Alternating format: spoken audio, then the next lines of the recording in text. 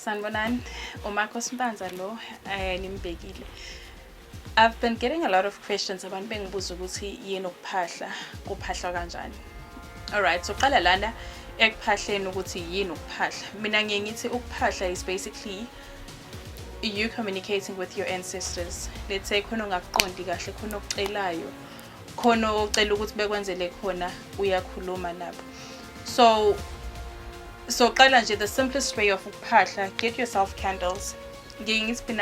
It's safe to use 2 white candles because angeke uzulande yonke imbala ubungayazi na ukuthi isho ukuthini. It's best to use imbala oyaziyo na ukuthi isho ukuthini. So just stick to white candles mangabe usaqala ukuphahla, usaqala nje ungakwazi ukwenze ever in your life. Get yourself 2 white candles. Uthole umentshisi ungakazi usebenze. Uthole isneve ukwayo amakhala.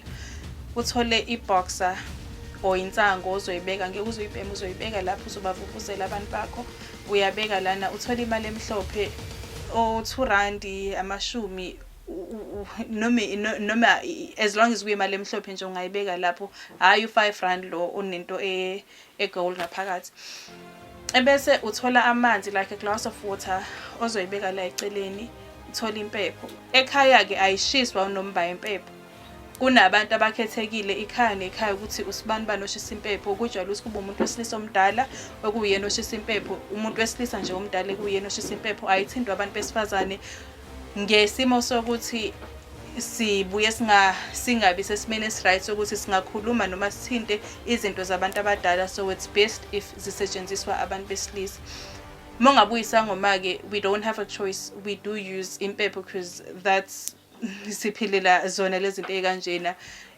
amadlozi ethu akhuluma nabantu basekhaya through us so vele kuyasiphoqa ukuthi impepho sisebenzise whether umuntu wesilisa umuntu wesifazane.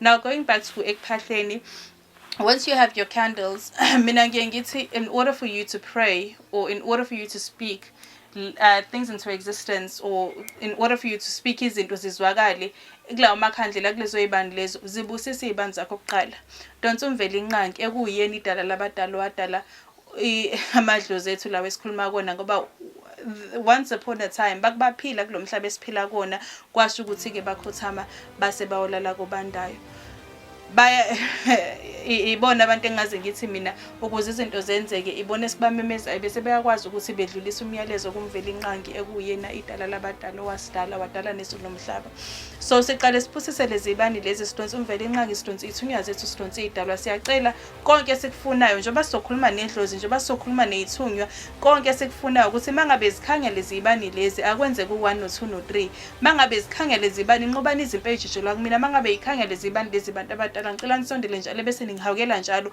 kwamukeleke njalo nasesimeni sasezulwini ngithi mangabe ngikhuleka ebese niyawuza umkhuleko wami uzwakale njalo bese kubonakala kushintsha izinto kubonakala kwenzeka njalo.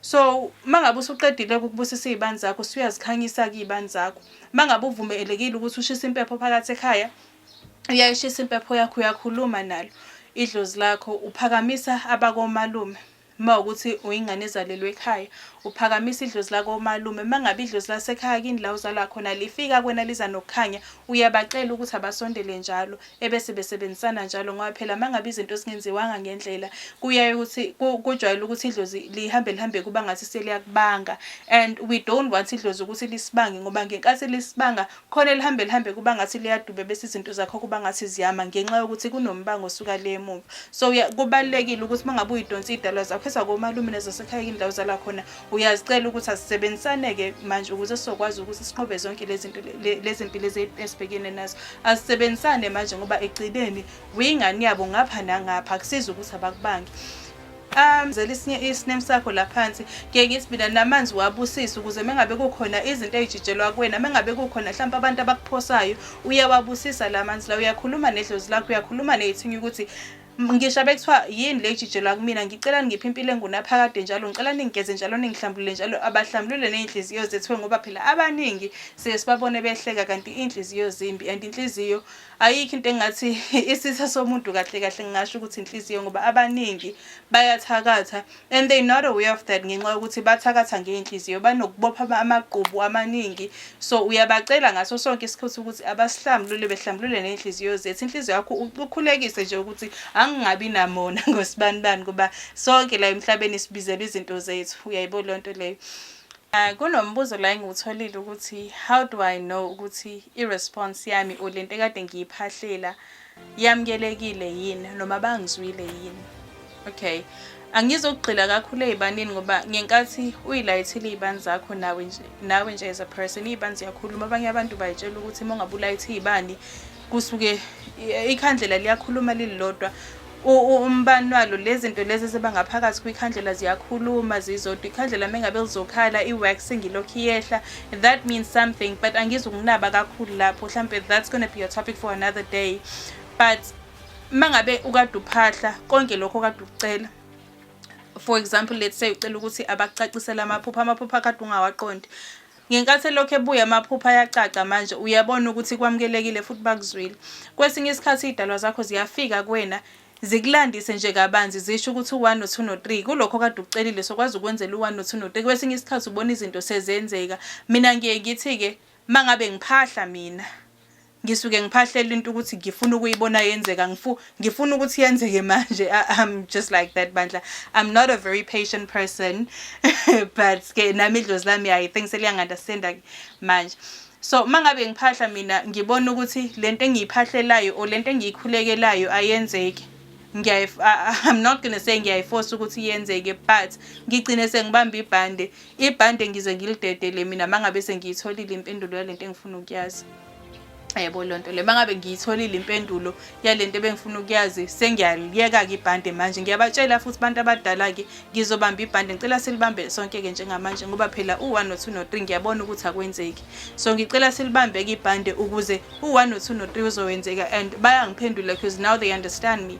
Abanye ukuthi impendulo okwamukelekile yini uyakubona through your dreams, okunye ubona into noma kufika umuntu avela kulethela umyalezo ke. Idlozi uses a lot of people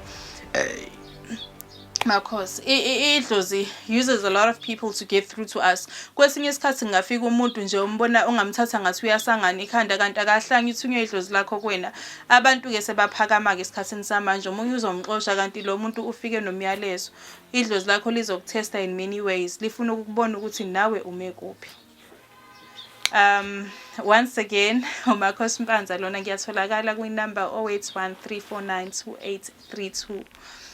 Ikhona on WhatsApp, on Facebook, on WhatsApp and calls it's available. Uyakwazi nokungithola on Facebook nguCindy Omuhle Yini on Facebook.